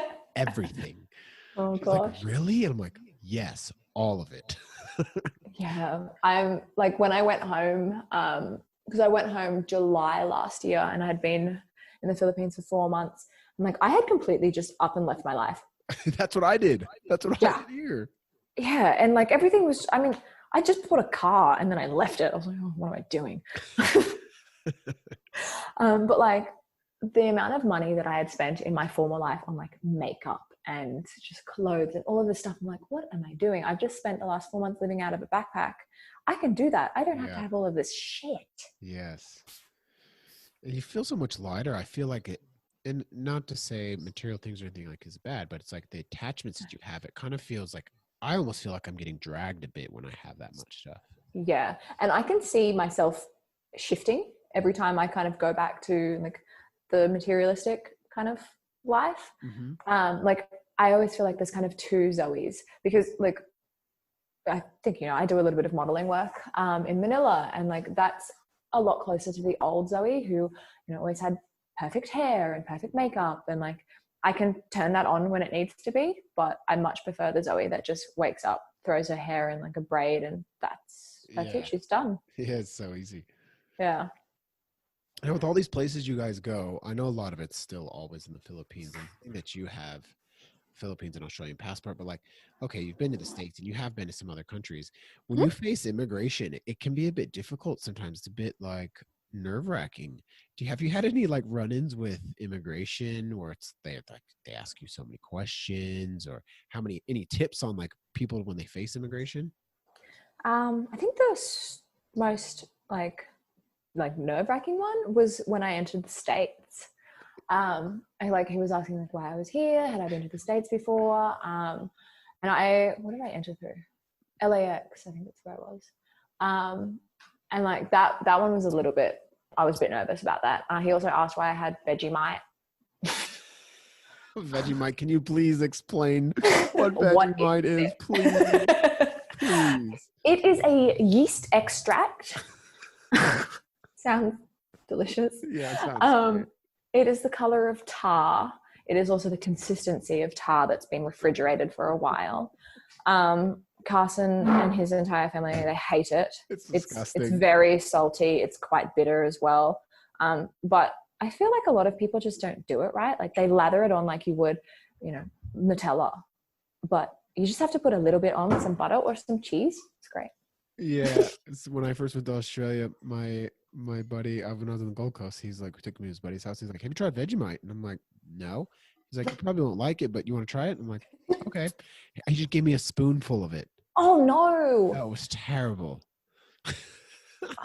Yeah. Vegemite. It's an acquired taste. It's definitely an Aussie kid thing. That is so like Vegemite. You know, you have PB&J sandwiches, we have Vegemite and butter sandwiches. Oh yeah, Vegemite and butter, that's the jam. That is so fun. But yeah, that was like that immigration experience was a little bit but to be honest, coming home to Australia, and to anyone who's been to Australia, I feel for you guys. Like it's scary. Like the quarantine, like the customs people, Australia is so strict with their biosecurity. So strict. Like we don't have so many of the bugs and the viruses and diseases that the rest of the world has because we are so strict. Like you can't even like move fruit from Queensland to New South Wales because New South Wales doesn't have fruit flies, let alone bringing in like fruit from abroad. Wow. Yeah, it's really, really strict. So just anytime I enter Australia, I'm a little bit like, oh shit, did I declare everything? Like, you know, do I have a banana in my bag or something? Like, I don't know. Yeah, so that's always a little bit, oh yeah. And also, like, every time I come home with my mother, she's got some sort of Filipino food item that she can't live without. It's like, do you really need to bring the dried fish back to Australia? Oh, that is freaking funny. Now, with all that traveling, do you have any like personal travel hacks that you use, like just that are for yourself? Like, I mean, like things that you just always do that kind of work for you. yeah, I mean, one thing that I find like super important, obviously, is, you know, a lot of backpackers will have just their one bag. Yeah. And if they can have that carry on, great. But if you do have to check a bag in, then I absolutely recommend like having your carry on, and keeping anything that you can't live without in that carry on, because if your main bag goes missing, whatever, you can replace your clothes, but you know, you're screwed if you have to replace all of like your camera gear or just like stuff that is so important to you. So your medication, just things that, you know, it's going to be difficult to replace in another country, keep that on your person. Yeah, that's super smart. Yeah. Super important things. And then this is my mum's travel hack. I don't know if this works for everywhere else in the, like the world, but in the Philippines, like there's obviously a weight limit for carry on, but if you say it's gadgets, they can't do anything about it. Because you can't put like your breakable, like your camera, your laptops and all that, you can't put that in like the baggage, like where you check in. Right. So every time they're like, this is like 5 kilos over. She's like, it's gadgets. I'm like, okay, sure. Wow. I didn't Seriously. know that. Yeah. It works with Carson as well, because his like his camera bag is heavier than his actual backpack. Yeah. So he's just like, it's gadgets. Oh, that's cool. I like that. That's a nice little hack. It's gadgets. It's always gadgets. Do you have any other like really unique tips that you use personally, or that can help people with, you know, like taking photos, things like that, you know, like just cool tips that people can make their travel journey a bit better? Yeah, I mean, as I mentioned before, like using that retouch app. So before I found that app, it was always about finding that perfect moment. Right. Like waiting for all the people in the background to clear out, because, you know, as much as you want to be true to a situation, like if you're going to post it online and you know, are caring about like the aesthetic of your feed, or if you're a travel photographer, you don't want all the people in the background. And like you can explain that it's you know, it's a touristy place. People kind of expect that it's going to be touristy, but it doesn't mean you want to have everyone in their life, like their bright orange life jackets and your lagoon photo of El Nido. Like you don't want that. So before I found the retouch app, it was always waiting for that moment where there was a break in the people, or, you know, just like a window of opportunity. But now with retouch, yeah, it is very hard. But with retouch, you don't have to wait. You just get rid of them. Like them out. Yeah, pretty much. I also think it's super important, like, to enjoy the experience more than like the time that you spent photographing it. Yeah, sure. Yeah, like actually live it and be there and be present. So I think that's really important. But also, like, people forget to take photos of the memories and the people that they meet. Like we've spoken about, like, all the incredible people that we've met traveling. So many times we forget to take photos with them. It's always about the scenery. And then it's like, oh, remember that guy that I met in Chagall? What's his name again? What does he look like? And you forget. Yeah. Yeah. So it's like, and that always brings back like memories. So Carson and I have really started just taking just shitty little selfies or whatever. And then, you know, it could be the most memorable experience, and you can have a shitty photo of that person. It doesn't matter. But like when you see it, it's like, oh, remember that time? It's such a heartfelt, like, different type of memory. Yeah. Like if we got a photo of you kicking me in the head in El Nido, that would be funny. God. Known that there was going to be a point that would come back. Can you blame me? Oh man, no, because that was pretty bad. Yeah. I hurt my foot. I felt so bad. Yeah, imagine my face. Yeah, man, thank God it still looks the way it does, because that could Carson really would have been mad at me. Yeah, so would my modeling agency. Yeah. Sorry, what happened to you? Oh, spider kick to the head. No, this is really funny to me that And I want to ask how your Tagalog is coming along, because the best part about your story when I met you guys is Carson is like, looks like California surfer. Yeah. Speaks two fluent dialects of Filipino. You would think he was born there. And then you were half Filipino and spoke almost none. And so how is your Tagalog coming along? My Tagalog is next to nil. Seriously, I can't even count to 10, I don't think. I can say hello because they still use the word hello. Oh my God. Yeah, so my Tagalog is useless. My Bisaya, which is what Carson speaks so fluently, I can understand it, but I'm still not very comfortable speaking it. Is that what you're learning, is Bisaya? Yes, that's what I'm trying to learn. Yeah. So I can, and that's what my mum speaks as well. So I had a bit of an understanding of that anyway, just a very little bit, but now I'm a lot more comfortable understanding it and I can kind of get around the situation, but I'm still very, very prone to just replying in English, because I don't like to be wrong. And it's my ego. But like, I don't want to say something that's just like woefully wrong. So I have to kind of get over that hurdle to be able to speak it. And it's hard in the Philippines because everyone speaks English so well. So you don't work so on it as much. I'm not forced to. But yeah, I should be better at it. But yeah, my Tagalog though, that's not come a long way at all. It's probably worse, I think. Actually, funny story. Back when I first signed with my modeling agency, actually just before it, I was up in Manila and I had been scouted to audition for like Filipino Wonder Woman. It's like Carson told me about this. Yeah. And I don't speak any Tagalog. And I was like, yeah, sure, I'll audition for this movie. Like, why not? There's probably some English involved. No, none. So I get there and like, it's just, it's a room full of actresses for one. And I was like, oh, they kind of know what they're doing. I'm like, okay. And then they give me this 10-page script to familiarize myself with. And I look at it, I'm like, none of this is in English. What am I doing? So I had 30 minutes to try and figure out what was even going on in the script. And then I walk into the room to deliver my lines. And by the time I got in, I forgot what it all meant. Oh my God. So I read it, but I had there was no emotion behind it because I wasn't sure what the emotion should be. Exactly. Yeah. So it was very embarrassing. Yeah. Speaking of embarrassing, do you have any memorable mishaps or like mistakes, complete disasters, or like an embarrassing story you can share? Like traveling? Yeah. Anything during traveling. Yeah. It doesn't have to be like when you were like 6. Like, yeah, a traveling one. Probably the most embarrassing experience was that movie because it was a room like full of board members for this huge film company. It's been pretty uneventful. Not uneventful, obviously it's very eventful. Yeah. But like I've not totally goofed up. That's good. That means you're learning as you go, and that's good. Yeah. This isn't so embarrassing, but like I kind of came to social media fame in the Philippines because a viral bikini photo shoot. A bikini photo shoot of mine went viral. So like that's overnight. I grew pretty much like 40,000 followers. Whoa. Yeah. You know what's funny? I think when I met you guys, I think you were around 30 or 60,000.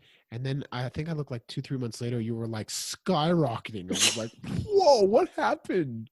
Yeah, that happened, that photo shoot. That's what happened. Yeah. That's funny. It's been a very steady growth, but that shoot really that got a lot of traction. And I kind of like came to terms with it. But to start with, I was like, oh my gosh, like it's a viral bikini photo shoot. All of these people are looking at my bits. Like I did this for a friend who was starting out like her own bikini line. And I was like, okay, sure, I'll model. I don't know how to do it, but let's take some pictures. And then it just went nuts over Facebook and everyone knew me as Yellow Bikini Girl. And I was so mortified for so long. And then I was like, you know what? Own it. I am Yellow Bikini Girl. You are Yellow Bikini. I am.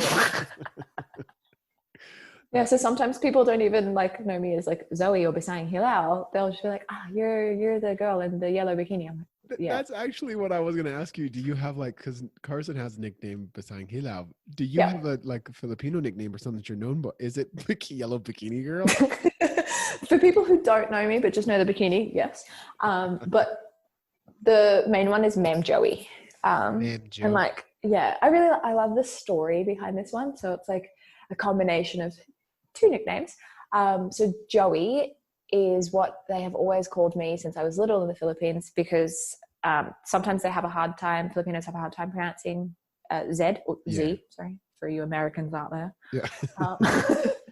So I would introduce myself as Zoe, and they'd be like, oh, Joey.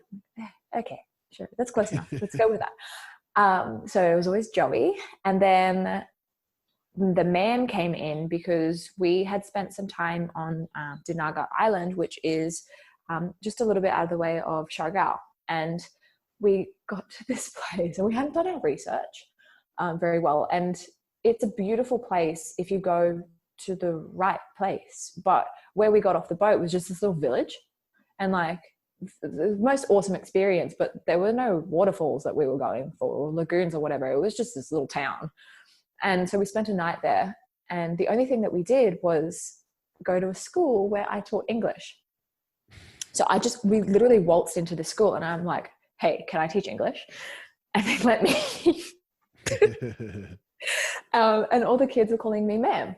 So that's where the ma'am came from. And like everyone, sees, and like it was a really, really popular vlog. Like it got like 1 million views or something on YouTube. So a lot of people were like, oh, she's a teacher, Ma'am Joey. I'm like, well, I'm not actually a teacher, Ma'am guys. Joey, the teacher. Yeah. So yeah, everyone calls me Ma'am Joey. So Ma'am Joey, have you had balut yet? Oh, that is the first video that Carson and I did. Like before we were traveling together full time. So we met in Cebu. And he was with a mate. We went down to southern Cebu, Malboal, and he talked me into eating balut. And it was horrific. So if you didn't catch the first episode with Carson on it, balut is a Filipino delicacy, I guess. It's like a staple thing. And it's a young duck that's starting to grow an embryo in an egg. Mm-hmm. And they like hard boil it. And it's basically in very short stages of like days. The duck can go from like very small to like wings, beak, and then feathers. Feathers. You eat that. And that's, I feel sick. I've done it once, and I have no need to want to ever do it again. Yes. Have you ever eaten, is there anything in that? Oh, go ahead. What was the growth of your balut that you ate? Was it like a bill and feathers, or like? I couldn't look at it, and my buddy from Solaire was like, "Dude, that was pretty bad." He said it was like the feathers were black. There was beak. Oh gosh. I couldn't even look. I've eaten it twice. Okay, good for you. I know. Again, for the vlog. So the first time was my first time eating it, and Carson. This was before I could really understand Bisaya, because this was before we traveled together. We had just met, and he told me that it was like just a little baby one, like barely a form. It was just more like an egg. But then he told the people to give me one that was like 18 days. Oh my God. And I couldn't understand. So I ate it, and then he was like, yeah, jokes. Oh man. So it was very nerve-wracking. I did vomit a little in my mouth. And then I like downed half a bottle of chili and vinegar, because that's what you're supposed to eat it with. But I didn't do that. I just like poured it into my mouth to get rid of the taste. And then afterwards, I had a lot of tequila. Yes. But then the second time I did it, I think it was worse, because it like came apart in my hand, and I had to like slurp it up. Oh. Yeah, it was horrific. It wasn't boiled properly. Yeah, and when I cracked it, it just like fell apart. I was like, oh my gosh. So yeah, and I'm not one to back down from a challenge. And we were with another friend of his from the States. It was his first time in the Philippines, and his first time eating balut. So I was like, you have to eat it. He's like, I won't eat it unless you eat it. So I was like, whatever. And yeah, it was the consistency of snot. Foul. Yeah. But I think the only thing that's been worse than bullet, to be honest, is sea urchin. Sea urchin. I'm a texture kind of gal. That's that orange, like it looks like a snail kind of thing, right? Sea urchin. It depends on the kind. There's either the black spiky things that you don't want to stand on. Yeah. But then the ones that they eat in the Philippines are like, they just look like shells. They're just like these weird round things. And they just crack it open and you just eat it straight from there. And it doesn't taste too bad. It's just the consistency. It would be like if you spewed in your mouth and then swallowed it again. That's quite the description. I really look forward to trying that. Yeah, it's great. So Zoe, while we're asking some like really fun random questions, I have a segment of random questions that I always try to change, where I want to know your personal and professional travel opinion on 5 random questions based on like the places you've been. So the segment's called Overqualified Opinions. All right. And I'm just going to ask you something about your travel journey, and really it only just needs to be like a really short and direct answer, like no need for detail. So are you ready to share some overqualified opinions? I am ready. Okay, number 1, for like all the romantic lovers out there that might want to come to the Philippines and see those beautiful islands, where would be the most gorgeous place in the Philippines to get married? Amanpulo in El Nido, or Palawan. So it's Amanpulo. It is a private island resort. It's stunning. Or Nepal and Siargao. Okay. Number 2, what city in Australia is the most absolute must-see for travelers? Melbourne. Yes, absolutely. Sorry, Brisbane, you are my home. But if you don't have long, Melbourne. Okay. Opinion number 3, what has been the most fun adventure so far you've been on? That time you kicked me in the head. No. No, but realistically though, El Nido for the Red Bull, it just had so much fun. It was so much fun. It was so fun. And that was our brief when we had to vlog. So EJ from Red Bull was like, just vlog the best day ever. I was like, okay, that's easy. That was epic. Yeah, that was so fun. It was one of my favorite days while living in the Philippines. Yeah, I don't remember it too well, what with the permanent brain damage. But I think yeah, I'm sure Carson has some videos he can show you. Number 4, what is the best dish? We just talked about the grossest thing you had. What is the best dish in the Philippines you've had so far? My favorite Filipino food is kare kare. So it's like you love kare kare? Yeah, explain it. Yeah, so it's like it's actually another term they call is oxtail, but it's just like beef tail, or like just bits of beef. And they boil it for like the longest time ever, and then they mix it with like peanut sauce. And like cabbage, pechay, and it's just so tasty. Yeah, this peanut sauce, it's like peanut buttery almost. Well, I make it now because my mum makes a really mean curry. So while we've been stuck in quarantine, I have been perfecting my cooking, my Filipino. Amazing. So she taught me how to make it virtually. And she just uses peanut butter. Crunchy peanut butter is great because you get little peanut bits. Yeah. All right, number 5, and it's about your culture of the Philippines. What is your favorite thing about the Filipino culture for people that have never been to the Philippines before? They are so kind. Like, I mean, everyone says this, right? But they are just the most welcoming people ever. Like, you could be lost in the middle of absolute nowhere and just pull over on the side of the road and ask a Filipino, like, hey, how do I get to here? And like, they'll either tell you or they'll show you. Like, follow me. Like, they are just so kind.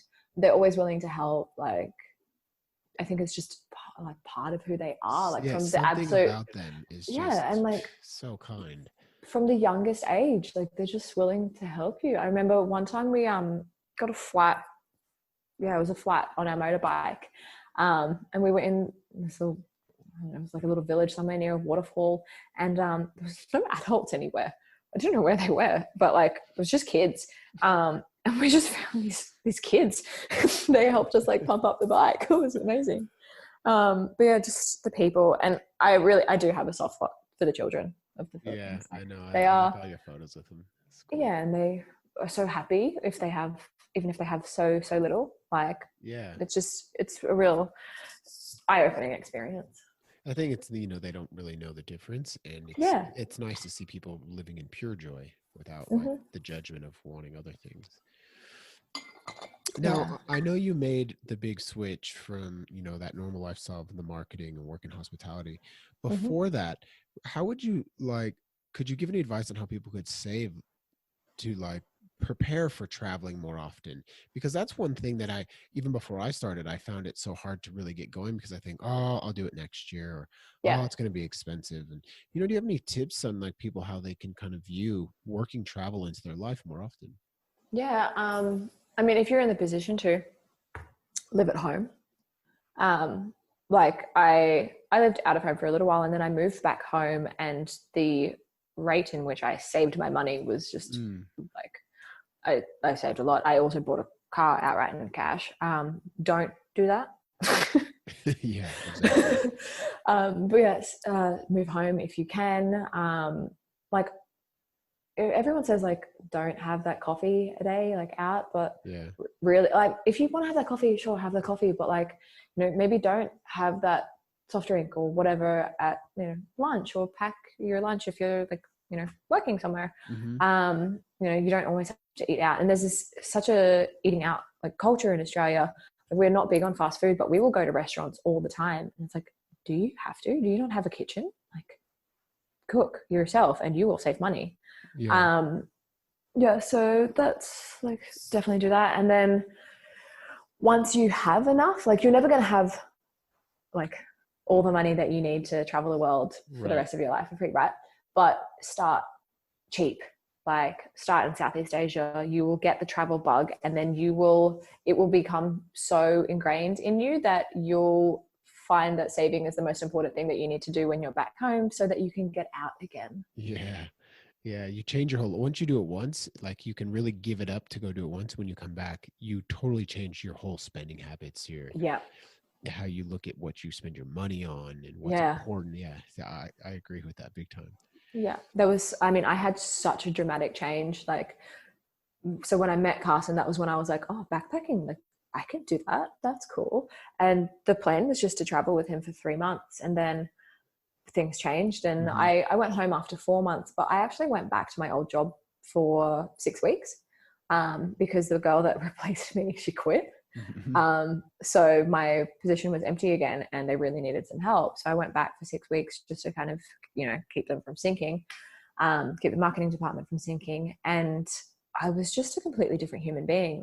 My colleagues were what happened to you over there? You are so different. I was I am better. I've seen the light. I don't have to spend half my paycheck on makeup and fancy clothes to impress people that I don't really like. And that was what I was going to ask you, is how did you make that big switch? What was the change to make that big switch from the everyday, the office, to the totally you took a huge leap off the cliff and let it all go so quickly? How did that happen? I have it was such a cliche eat, pray, love thing. But I had a pretty life altering breakup, and I just needed to get out, because I was in a rut. I was feeling better after the breakup, but I was just doing the same shit every day. I was I'm not feeling fulfilled. I'm not gonna grow from this. I'm gonna be the same person that I was 6 months ago if I don't go out and do something that is different.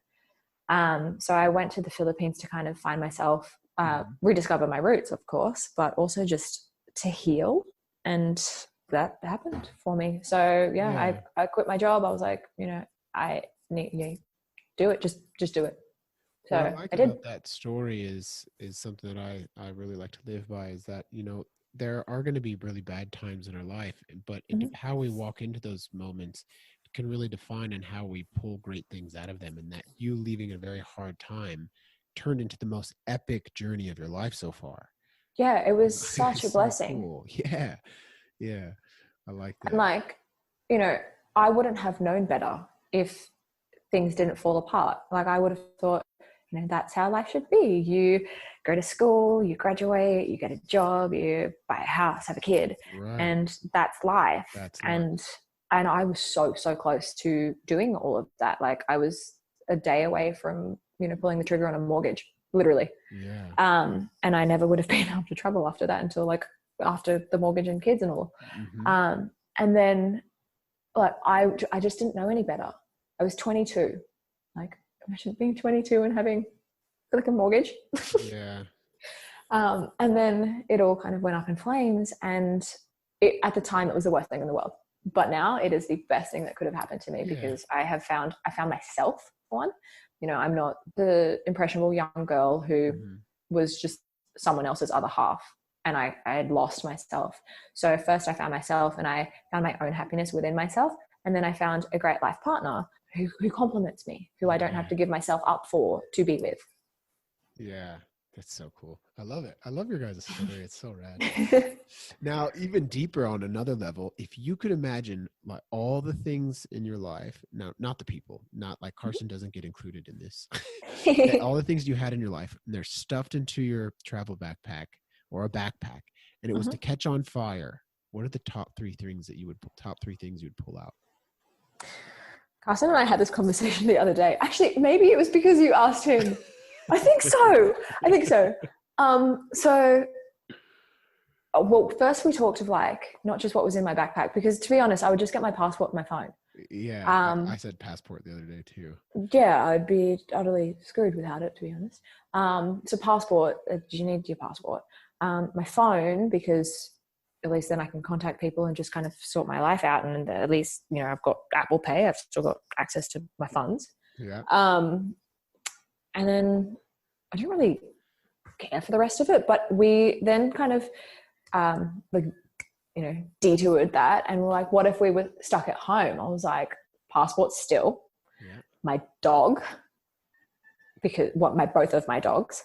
And then he's like, you can't choose people because they're going to get out of the fire as well. I was like, okay, so my parents are fine. So like my phone as well. So passport, phone, dog. Okay. Yeah, I'm not surprised that you're bringing the dog. Yeah. He needs to come if he's there. So yeah, I mean, if I could backpack with him, I would. What kind of dog is he? He's a Doberman, so not quite backpackable. Yeah, no, definitely not. Now, what would you say has been the greatest gift for you as a woman, taking the chance to go out and travel as much as you have? And what do you think that has been like the greatest gift that, you know, another woman can receive for themselves through traveling, you know, out of their own country and getting out of their comfort zone? Yeah, it's so empowering.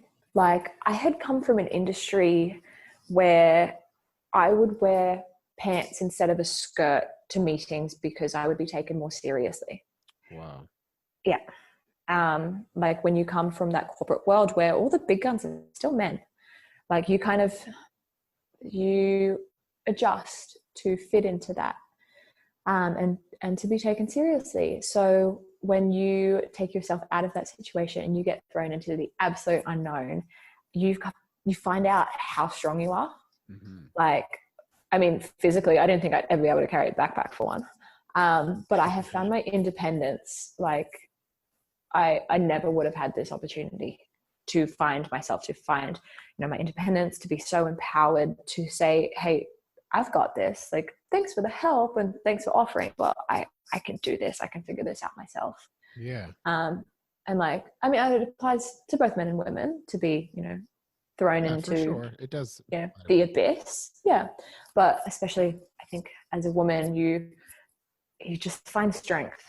Yeah. And I like to say, you know, and I don't say this in a sexist way, like when I ask women, but I say it because I've met a lot of women in my travels that say, or not traveling, but like even back in the States, like, oh, I can never go travel alone. Oh, I couldn't do it. I'm a woman. I couldn't do it. And I don't like to hear that, because I'm like, yeah, you can. I've met so many women that can do it. And so I ask that question, like, empower the women. Like, yeah, you definitely can.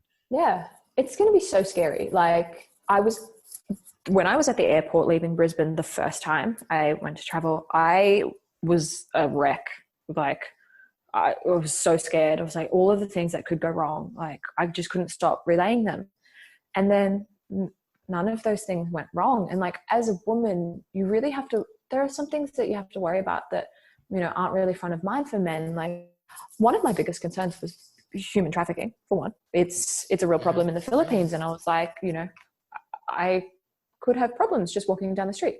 Like, you know, there are things that, you know, you have to worry about.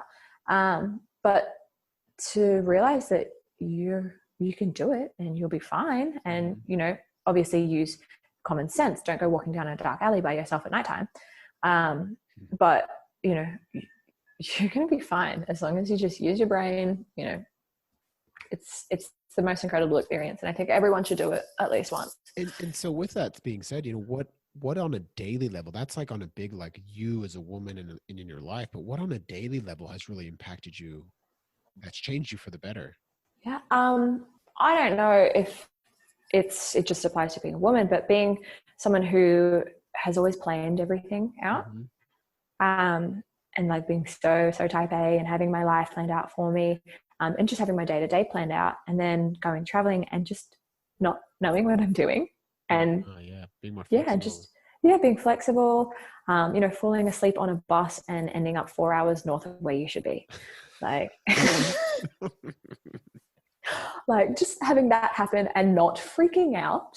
Yeah. I think I've definitely changed for the better. And like, these are things that happen all the time. But things go wrong when you travel. You can plan as much as you want to, but things are still going to go wrong. You know, you might still end up stuck in a country for 2 months because of a pandemic. Like, it happens. Yeah. Now, the last big question I always like to ask everyone is, if right now you were to see yourself, little Miss Zoe, as a kid on the street passing by you, and you had your little backpack on and it was overflowing with all your little school books and supplies, what solid piece of advice would you give her? It gets better. It gets easier. You know, it's all going to be okay. Like, the struggles that we go through from the minute we're born to the present day, like, think of every bad thing that's happened. You've gotten past it. Yeah. Every single bad thing. So at the time, it might seem like the worst thing. Like, and at different points in our life, you know, it can be different problems. You know, you could be getting bullied at school. You could be going through your first heartbreak. All of the bad things are now in the past because we've gotten through it. So, you know, just there's a silver lining, and you might not know how you're going to get through it, but just, you know, in retrospect, just think of all the bad things that have happened and where you are now and how strong you are. And the world is your oyster. So good. Any last piece of advice for anyone listening when it comes to life, traveling, quotes maybe that you live by that, you know, is kind of like your mottos that you can share before we kind of jump out of here, Zoe? Make like Nike and just do it. No plug. No plug. But seriously, like, just if you're like how I was a year ago and you're thinking about traveling and you're thinking that it's going to be impossible or it's the scariest thing in the world and you're on the fence, just do it. Like, you aren't going to know how to do it and you're going to figure it out, but it's going to be the best thing you ever did. And it's going to be the scariest thing you ever did, but it'll be so worth it. So just do it. Quit the job, you know, leave that situation you don't want to be in and just take flight. Someone had given, I think it was the first episode, Keith or something, he's like, it's just like kids, you know, you're not ever fully ready. No. And especially big trips like traveling and getting out on your own and experiencing something, you're never fully ready. You just go. You'll learn as you go. And that's the best part about everything is traveling. You just totally grow as you do it. Yeah. I mean, before I even started traveling, I was Googling how to pack a backpack, and now I'm writing how to pack a backpack. Now you're writing how to do it. Yeah. Yeah. So you absolutely grow and you figure it out, and it is so terrifying, but it's so fun. Do you have a favorite Visaya Filipino saying? I don't really know any.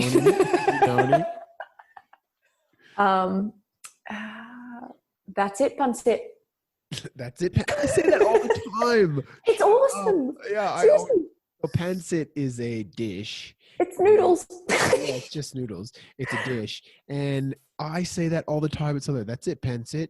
Yeah. That's so I funny. think it sums it up. And, if we're wrapping up this podcast, That is that's so it, that's it. It just really fits in with every situation, It's so perfect. I say that. I say it too. It's awesome. Zowie, are you open to share your social media details for the audience, for like people to follow you, catch up with your journey, and kind of see what you're doing? Yeah, of course. So my Instagram is at Zowie Palliaer, ZOWIEPALLIAER. So that is my personal, or if you want to follow along with the blog, which will be live and up and coming very, very soon, it's at No Postcode. So the Instagram is already live. Check it out. It's all of our best travel photos. At No Postcode. At No Postcode. And then will you guys doing a website for the blog and everything else as well? Yep. So it's nopostcode.com. Perfect. Awesome. I'm going to put that on the Facebook when I post everything as well. And I'll also attach your and Carson's vlogs for the YouTube page. And thank you. And so as we're near the end of this episode, I just wanted to, as I mentioned to Carson, it's crazy to think again that it was already been 1 year since I met the two of you at the Red Bull event, and I almost gave you brain damage, and I'm sorry. And I'm so sorry about that. But one day I think the universe will allow you to repay me, and that'll be fun. But I just don't know if I can get my leg that high. But anyways, think about it again. But thank you so much for spending the time with me today.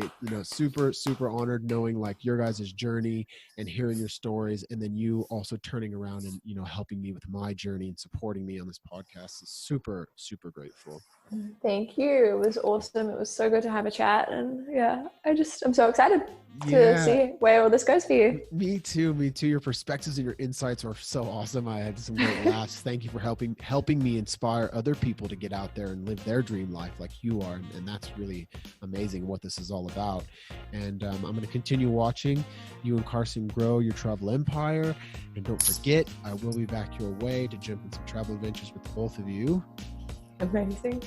Yeah, Zowie, welcome to the family and the tribe of Inspire the Collective. Stay safe out there. Keep that bag strapped and laced. And the last little thing is the pro traveler mindset tip for the week is it is so much better to see something once than to hear about it 1,000 times. And that will wrap up another episode of What's in Your Backpack. Thank you for joining the lovely Miss Zowie and I for this travel journey. For next week's episode, I have one of my dearest and closest friends of 20 some odd years. This man is a born entrepreneur. He's currently powering up 2 businesses. He's parenting his 7-year-old daughter as a single father and still makes time to get out and see the world. Mr. Ben Pierce will be joining the family of Inspire the Collective and sharing how he manages business, parenting, personal life, and traveling to live a happy and inspirational life for himself and to influence his daughter. If any of the listeners have questions, topics, or agendas that we can discuss with upcoming guests or Ben, please comment, message, and share whatever is on your mind so we can gain insights from our show's guests. Until next week's episode, stay safe out there, stay humble, and stay tuned for another episode of What's in Your Backpack.